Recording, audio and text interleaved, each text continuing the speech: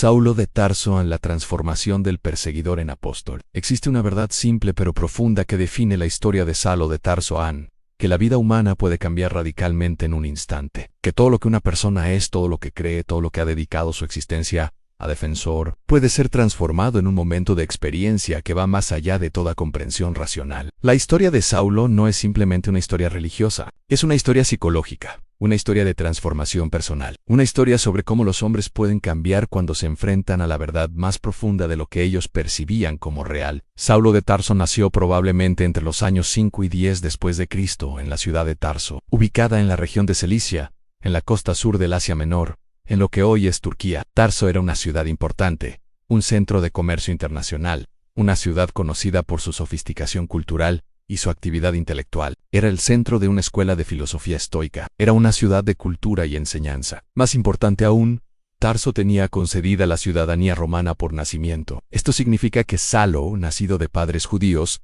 era al mismo tiempo ciudadano romano de nacimiento. Saulo pertenecía a la tribu de Benjamín. Era hebreo de hebreos, como él mismo se describió posteriormente. Era hijo de una familia judía que claramente tenía medios. Su padre era tal vez un fabricante de tiendas de campaña, una profesión que Saulo también practicaría posteriormente. Pero más allá de su estatus económico, Saulo fue educado para ser rabino. En su adolescencia fue enviado a Jerusalén, la ciudad santa, para estudiar bajo la dirección del famoso rabino Gamaliel, uno de los maestros más respetados de su época. La educación que Saulo recibió bajo Gamaliel fue extraordinaria. Gamaliel era un fariseo de gran autoridad, un doctor de la ley, un miembro del Sanedrín, el Tribunal Supremo judío. Gamaliel era conocido por ser una mente abierta, por ser progresista en sus interpretaciones de la ley. Pero lo que importaba es que Saulo fue educado en la profundidad más intrincada de la tradición judía, en los detalles más sutiles de la Torá, en la interpretación rabínica de la ley. Saulo se convirtió en lo que podría describirse como un especialista en la religión judía. Cuando Saulo descubrió su educación rabínica, cuando se convirtió en un hombre adulto, se convirtió también en un fariseo. Los fariseos eran los guardianes de la pureza religiosa en el judaísmo antiguo. Eran los hombres que vigilaban que la ley fuese obedecida, que la ortodoxia fuese mantenida, que ninguna herejía corrompiera la fe de los padres. Saulo no era un fariseo ordinario. Él era extraordinariamente celoso, era apasionado, era absolutamente convencido de la verdad de sus creencias. Por su propia descripción posterior, era un hombre que respiraba amenazas y muerte contra aquellos que rechazaban lo que él consideraba verdad. Fue en Jerusalén que Saulo presenció algo que cambiaría la dirección inicial de su vida. Fue testigo de la muerte de un hombre llamado Esteban. Esteban era un seguidor del crucificado Jesús de Nazaret, un movimiento que estaba comenzando a crecer dentro de Jerusalén. Esteban fue arrestado y puesto a juicio ante el Sanedrín, acusado de blasfemia. En su defensa, en lugar de suplicar por su vida, Esteban pronunció un discurso extraordinario, que fue considerado ofensivo por sus jueces. Fue condenado a morir apedreado. Mientras era apedreado, mientras las piedras lo golpeaban hasta la muerte, mientras experimentaba el dolor más extremo que un hombre puede experimentar, Esteban aparentemente permaneció en paz. Miró hacia el cielo y dijo que veía una visión del trono de Dios, ya Jesús, de pie a la derecha del Padre. Los que estaban ejecutando a Esteban dejaron sus mantos al pie de un joven llamado Saulo. Saulo guardaba las ropas de los asesinos. La narrativa bíblica registra que aprobaba plenamente la ejecución. Lo que sucedió después fue que la muerte de Esteban, lejos de silenciar el movimiento cristiano, parece haberlo intensificado. Los seguidores de Jesús se multiplicaban, se esparcían por Jerusalén. Y fue entonces que Saulo, combinando su celo fanático con su autoridad como fariseo y su conexión con el Sanedrín, decidió iniciar una campaña de represión sistemática, respirando amenazas y muerte. Saulo fue a casa por casa, arrestaba a hombres y mujeres que eran seguidores de Jesús, los metía en la cárcel, los entregaba para ser interrogados. Algunos probablemente fueron ejecutados, pero Saulo sintió que su trabajo no era suficiente. El movimiento continuaba creciendo. Los cristianos, como posteriormente serían llamados en Antioquía, estaban huyendo de Jerusalén, esparciendo su doctrina en otras ciudades. Esto fue inaceptable para Saulo. Decidió expandir su campaña de persecución más allá de Jerusalén. Fue al sumo sacerdote de Jerusalén y obtuvo cartas de autorización. Estas cartas le permitían ir a las sinagogas de ciudades extranjeras y arrestar a cualquiera que fuera seguidor del camino, como fue llamado el movimiento cristiano inicialmente. Su objetivo: viajar a Damasco, una ciudad a aproximadamente 130 millas, un viaje de 6 días, donde se sospechaba que existía una comunidad cristiana significativa. Fue durante este viaje hacia Damasco, probablemente alrededor del año 34 o 35 después de Cristo, que sucedió lo que la tradición cristiana describe como uno de los eventos más extraordinarios de toda la historia espiritual occidental. Mientras Saulo viajaba hacia Damasco, mientras probablemente iba a caballo en el camino polvoriento del desierto, mientras anticipaba el proceso de arrestar, interrogar y potencialmente ejecutar a los cristianos de Damasco, sucedió algo que lo detendría completamente. La narrativa en el libro de los Hechos describe una luz brillante que vino del cielo, tan brillante que derribó a Saulo de su caballo.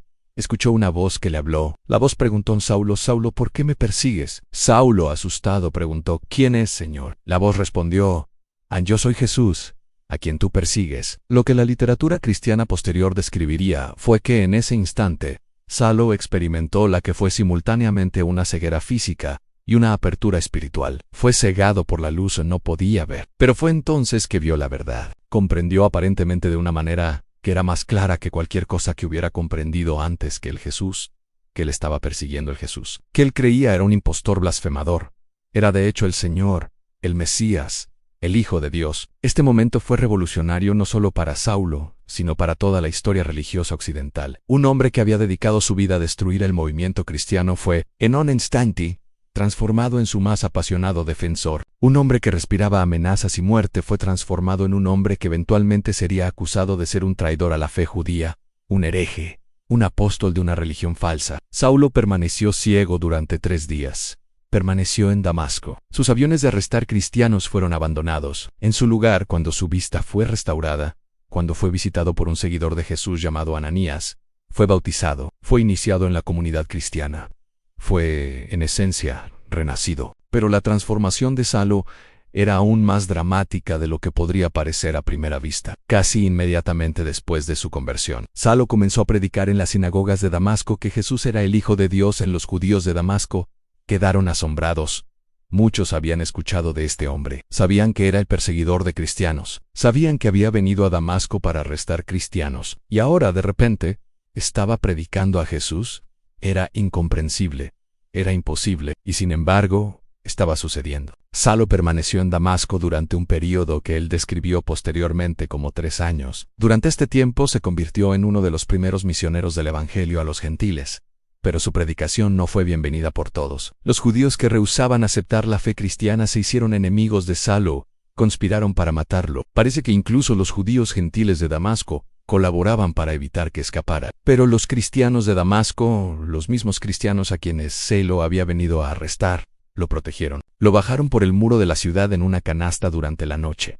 Saulo escapó y viajó de regreso a Jerusalén. Pero cuando Saulo llegó a Jerusalén, fue recibido con sospecha por los apóstoles.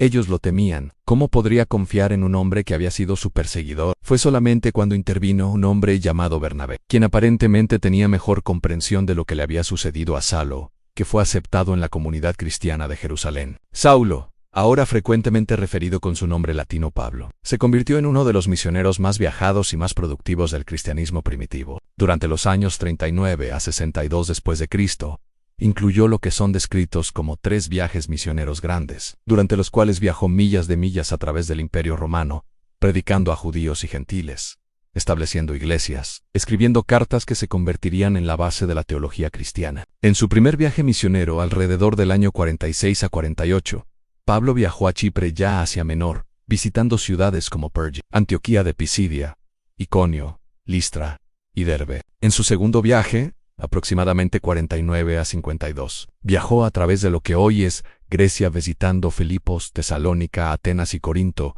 y estableciendo iglesias en todas estas ciudades. En su tercer viaje, de 52 a 56, nuevamente consolidó las iglesias que había establecido. Lo extraordinario fue que no fue solamente un predicador ambulante. Durante estos viajes, escribió cartas a las iglesias que había fundado. Estas cartas, conocidas como las Epístolas Paulinas, se convirtieron en parte del Nuevo Testamento. 13 cartas, dirigidas a comunidades específicas como los romanos, los corintios, los gálatas, los efesios, los filipenses, los colosenses, los tesalonicenses, ya individuos como Timoteo, Tito y Filemón. En estas cartas, Pablo desenvolvió la teología cristiana. explicó qué significa el Evangelio, enfrentó problemas en las iglesias, ofreció consejo pastoral. Las cartas de Pablo constituyen aproximadamente el 28% del Nuevo Testamento, pero la vida de Pablo no fue fácil, fue constantemente perseguido. En una ocasión, en Listra, fue apedreado hasta lo que sus compañeros pensaban era la muerte. Fue encarcelado múltiples veces.